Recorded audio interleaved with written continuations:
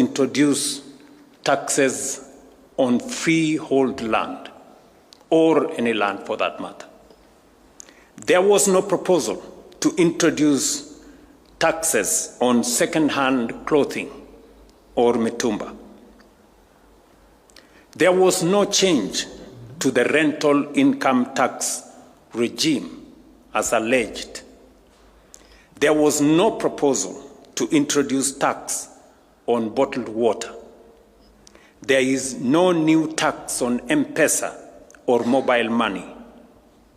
The money you send to your family, your business, or your friends will move tomorrow as it has always done.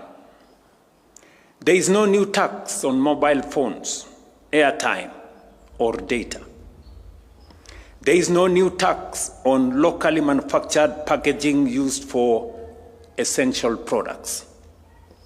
The Finance Act also supports livelihoods and growth through incentives for motorcycles, electric passenger buses, electric bicycles, solar batteries, and locally assembled mobile phones, making innovation, clean energy, and opportunity more accessible to many Kenyans. To protect our sugar industry, the Act increases duty on imported sugar from Kenya shillings 7 shillings and 50 cents to 40 shillings per kilogram, safeguarding 17 operational factories, sugar factories that is in Kenya, and the livelihoods of 2 million farmers and 10 million Kenyans who depend on the sugar sector. A 6-month tax amnesty.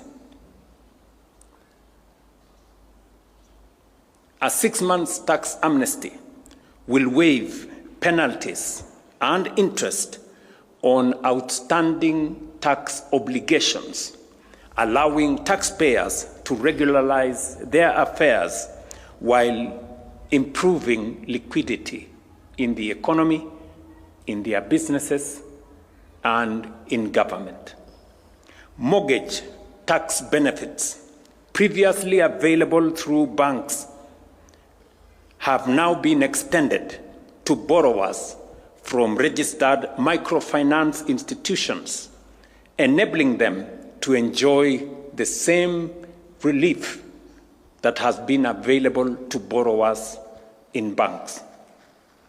To address concerns raised by returning travelers, including Kenyans who travel abroad and members of our diaspora, we have increased the duty-free allowance from 39,000 Kenya shillings to 260,000 Kenya shillings for gifts and personal effects that Kenyans can buy as they travel or as they come home from their jobs abroad.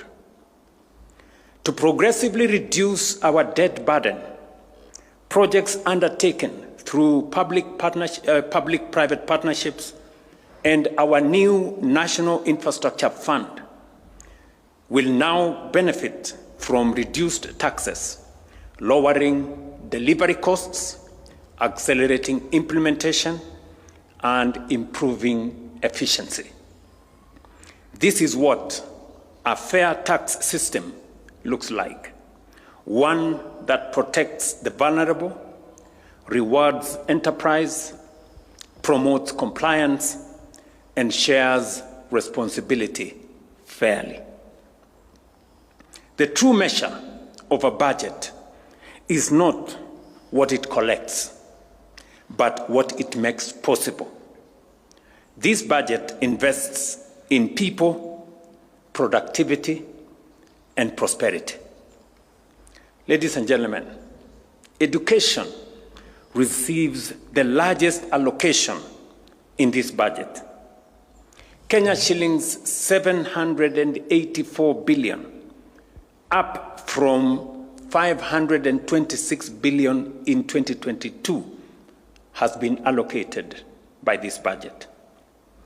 This investment reflects a simple belief: every child deserves the opportunity to learn, to grow, and to succeed.